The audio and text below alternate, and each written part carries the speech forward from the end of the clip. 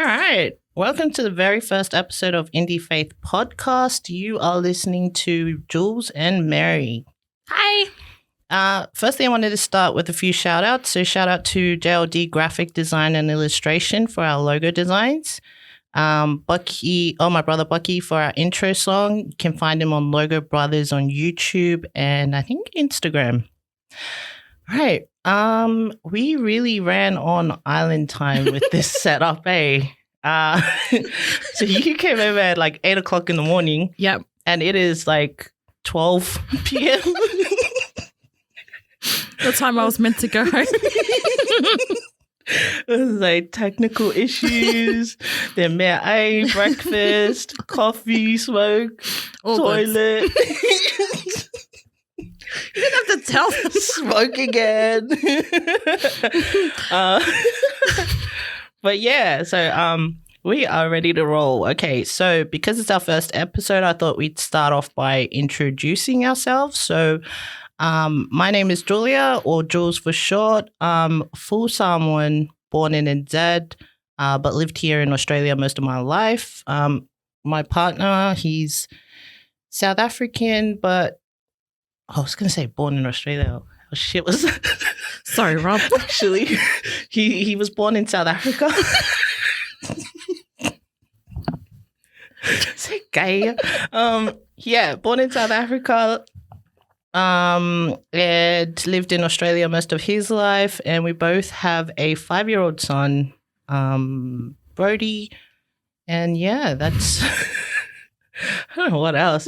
You know, it's like you know when you have interviews at work, Yeah. the job interviews, Yeah. and they say, "Tell me about yourself." I'm like, "Oh yeah." Hi. Well, anyway, that's me, and I'll hand it over to my cousin Mary, my first cousin. Yeah, do you want to introduce yourself? Yeah. So I'm Mary, full Samoan. I've got a beautiful 3-year-old daughter. I've been with my partner who's Māori, Jordan, for nearly 9 years. And yeah, that's pretty much me.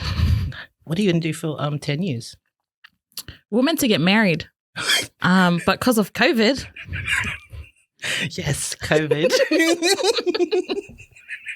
Yeah, it took 10 years. But yeah, but that's still on hold. But one day. Yeah. So me and Mary, our relationship. So we're first cousins. Our moms are sisters. We're both the eldest of. I'm the eldest of 8. She's the eldest of 6. Yeah. Yeah. Do you want to talk about?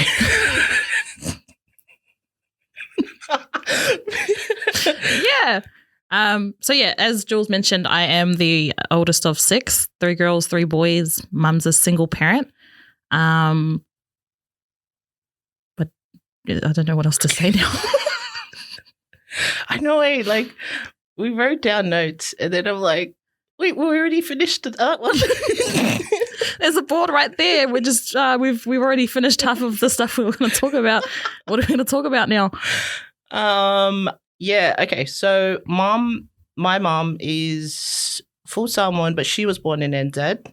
Dad was born in Samoa, from Sakawa. And so we grew up speaking mostly English at home. Not there were times when Dad tried to get us to speak Samoan at home. Yeah, our dad was the same. Yeah. And I think it wasn't so much Dad, it was more Grandma and Granddad. Because they did it to Mum and them when they were younger. Yeah. And it's like you had to go to school. You're allowed to speak English there. When you come home, it's only Samoan. So it was just really quiet, just dead quiet when we got home because it's like, Malo, that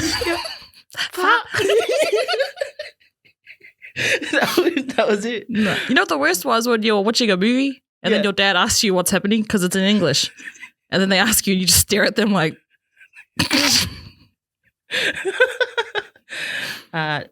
No speaking English. No speak Samoan. Yeah. But growing up just knowing predominantly English, do you think we're viewed as plastic Samoans Yeah. by other, specifically Samoan-born Samoans. Yeah. So they straight away, because we're born outside of Samoa, we're already different. Yeah. And then it doesn't help when we're not as fluent with our Fat Samoa as obviously they are. Mm. So we're classified as plastic. But I don't think it's a very positive term. I never heard of that. I only heard of that recently on Facebook. Like, I was like, plastic Samoans, like, plastic Really? surgery? That's what, for real. Like, I didn't know that was a term. No, I used to be called plastic because I can't, but mainly from like people from my dad's side. Oh, okay. They'd be like, oh, you're plastic because you can't speak proper Samoan or you don't know like different things. And I just, like, I've heard Fia Palangi, like. That's a common one, yeah. I'm guessing that's pretty much the same as plastic. So I was like, oh, I ain't got no boobs. What are you talking about, plastic? Yeah, so reason why we started doing this, like it took us a couple of months to get ready. But yeah, well, what did you feel like doing? Yeah, so Jules and her partner Rob, they've already started their own podcast. Hit it up, RGB First Steps. Just on YouTube, Instagram, Facebook, Twitter. Make sure you watch it or listen to it. So she hit me up and asked me if I was interested in starting a podcast with her, basically about us being Samoan mums and something fun. We really wanted to do something fun. And get back to our roots and just talk about how we are as not only Samoans, but trying to raise our own kids. And if we're implementing anything we learnt growing up with our Samoan parents to our own kids. Yeah. Which I thought was a friggin' awesome idea. So that's why I've decided to start this journey with my cousin. Yeah. There's just so much to talk about being Samoan. It's so broad. And like, because of our relationship, like we're cousins, but we pretty much grew up like sisters. Yeah. And every time we get together, we just talk shit. Like we talk a whole bunch of shit. We talk about everything. Anything and everything. Yeah.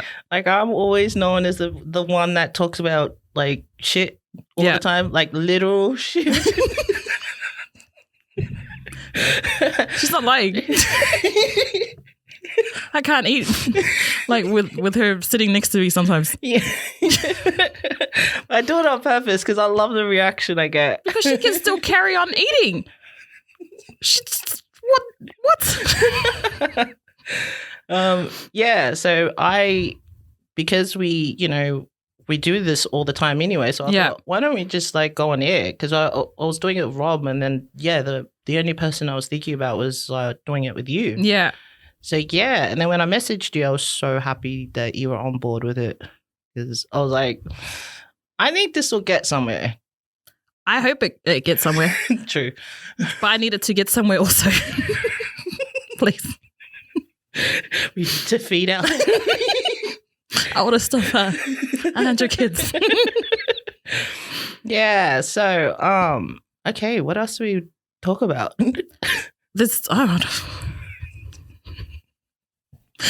If you haven't already noticed, we've talked about everything we were meant to talk about. Now we're just going to go with the flow, I suppose. Yeah. Okay. So, I don't know. That's okay. For me, I really wanted to do this because my mum's a single parent of 6 kids, and I had my own views on being Samoan and how I felt about certain things to do with being Samoan. Yeah. Especially now that I'm a mum. Yeah. Now that I'm a mum, it's totally changed the game for me, especially being Samoan, because I don't want her to not know who she is. Yeah. Yeah. So if I don't know who I am, how's my kid going to know who she is? Yeah. So I really wanted to learn more about and get back in touch with my Samoan side so that I can pass it on to her. Yeah.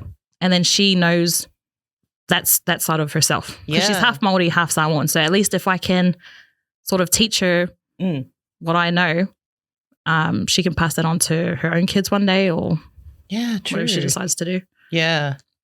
And like because down the road from where we live, there's a school that teaches like Samoan dances and all that cultural, like Samoan culture stuff. And it was around the corner, and I was like, I don't know if I should put Brody in there or not. Like, I myself don't even know like much about our culture. So like for me to put him in there, I was like I felt like a hypocrite. Yeah. So yeah, but I really want to put him in there because it looks like a really good school. This is the first time I'm hearing of this. Oh really? Oh, it sounds really good though. I think it's Matavai. Okay. Yeah, that's down the road. Mad. Yeah. But for me, with the like, I try and get Brody. Actually, I've been pretty slack trying to get him into like, you know, Samoan things, and but it's mom and dad. That's so good. Yeah, so when he goes over, they try and teach him. Like dad refuses to like try and speak English to Brody. Like he'll say things in Samoan. Yeah. Like Aloha maybe or something like that. Yeah. And so hoping that, you know, if he continually speaks to him in Samoan, he'll pick it up. That's so good. Yeah. So like Brody actually picked up a few things. He says, what does he say? Oh, fei kama. So he says that all the time. And then it's funny because he'll go over to like my partner's family and he'll say it to them. And they're like, oh, you help? Okay. No, but it's good because he's learning, because I do teach Brooklyn Samoan. Is it good Samoan words though? Yes. Sometimes. Was it good Samoan words that our parents... It wasn't always good, but it was, you know. But I do teach her certain things, and her word is awa. Yeah. And she's actually gone to my partner's grandparents, and she tells them awa. And because they're Māori, they're like, the fetch is awa. You awa. But she's good. She's understanding, and when I tell her something in Samoan, she'll be like, oh, okay, yeah, I know what she's saying. Like, she'll be like, Mum, can I have this? And I'll be like, lelei. Yeah. And she'll be like, oh, please. Lelei so. Yeah. Yeah, Brody, I think he knows hello, how are you? And I think that's about it. Yeah. Really. I should teach him more. I don't know. No, I'm the same. I need to teach Brooklyn more. But I need to like talk to Mama a lot, because when you said that you grew up in a house where you had to speak Samoan. Yeah. My parents were the same. Yeah. It's English at school, and then you come home and you speak Samoan. Yeah. And it was really awkward. Very awkward. Yeah. We all just like, we come home from school, say hello, and then go to our rooms. Yeah, we just stay there until they say like to come out, and you're just like, oh, hey. But actually, I'll tell you a funny story. So when I was, I think 4, I lived with, because we lived with grandma and granddad, and you know, they spoke predominantly Samoan at home. So when I started school at 5, I don't know how long into school I was, like, I think it was probably a few months. But one time I went to the toilet, and they all of a sudden put up these signs on the wall, like behind every toilet. What toilet is this? Yeah, I know. I did. Well, I just saw the signs, and I was like, automatically I thought, oh, like, you know, we can't use it, because I didn't know how to speak English. I don't know how to read. Okay. Yeah, I couldn't read English. I couldn't do anything. So like, to me, it was like, oh, you can't use the toilet. Okay. So I sat there and I kangied and I shit my pants. Literal shit. And then I was put in detention. So I had to sit there, and the teacher's like she's pacing the room, and she's like, why did you do that, Julia? That's what from a kid mind. That's what I remember. That's traumatic as. I know. What? And then I was like, I was being interrogated. And then I found out later the sign said to always flush the toilet. Oh my God.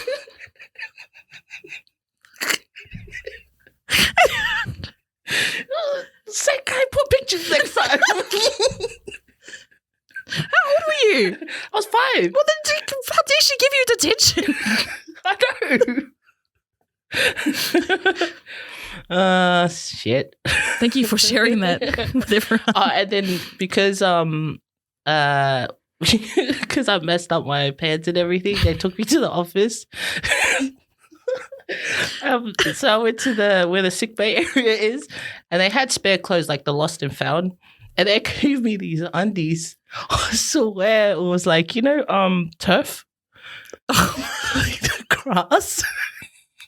Honest, I'm not joking. That was like the material. The material What the of the underwear, and it was green. That's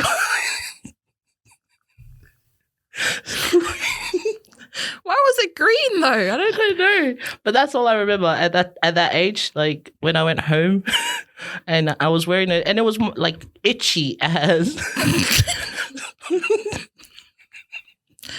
She got a rash after. That's the point of the story. Well, who has undies in lost and found? But no, but they have those like those chuck away ones because they have it available for kids who have had accidents. This was in NZ. Okay, NZ. I hope you've it was in the 90s. You've reviewed this. I don't think they were invented.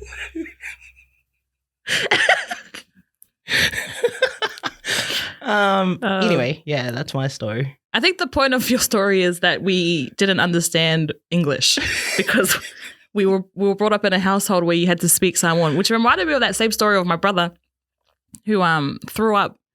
He threw up in the middle of the playground, and I took him to the office, and I didn't know how to say he threw up because in Samoan you say boy. Yeah.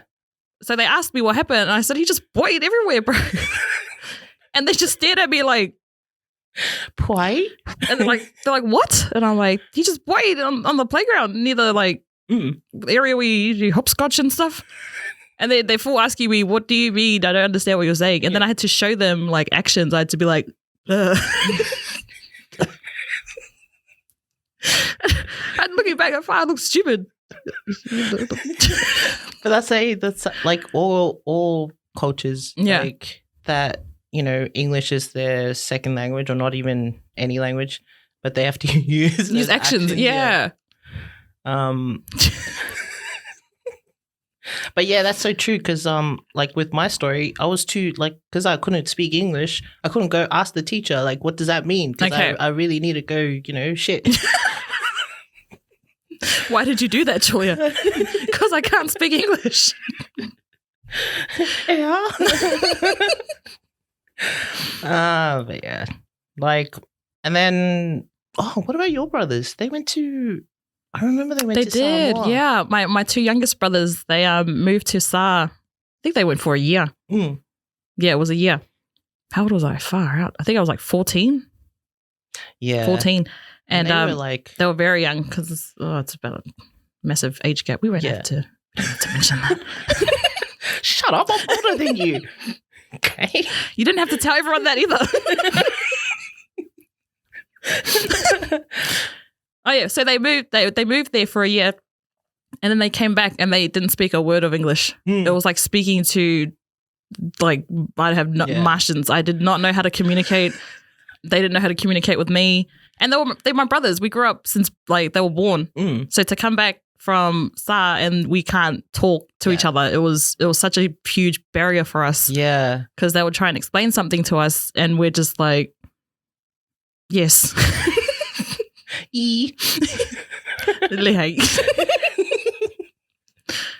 But I wonder if anybody else feels that for me, when a Samoan kid that's younger than me, say 5, 6 years old, and they're speaking Samoan to me, I feel like they're older than me. Yeah.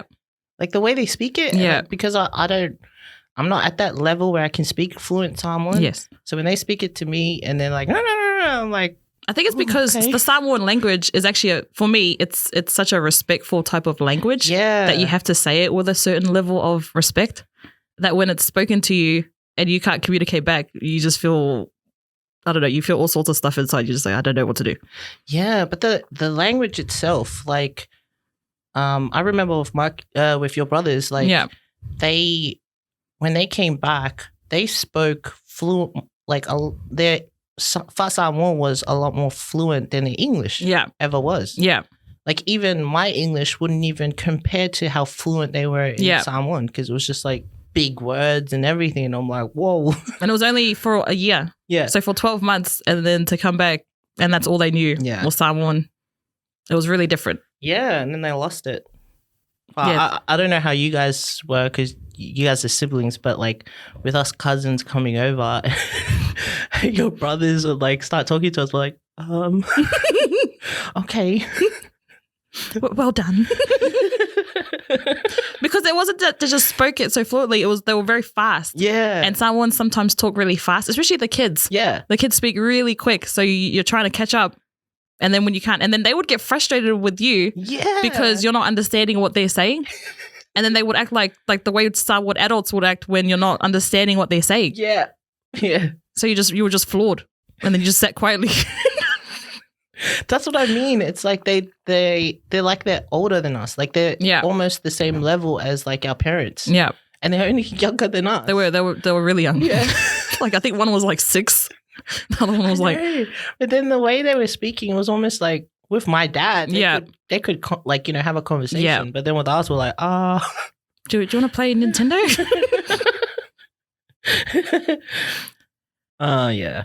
I remember because one of your brothers are so close to my brothers. Yeah. And it was funny when they couldn't sort of have that bond that they had before they had gone overseas. We, as siblings as well, felt that when they came back, we had lost some sort of connection. Yeah. And living under the same roof with 2 brothers who don't understand you and you're trying to understand them was really different. But I love, the older I'm getting, the more I want to be a lot more in touch with our culture. And I think like this platform would be a really good place for us to sort of get more knowledge on that. Well, there's a lot more Samoans in different countries than there is in actual Samoa. Yeah. So it'll be great to speak to different people or get other people's feedback about how they feel as a Samoan growing up in a westernized country. Yeah. Okay.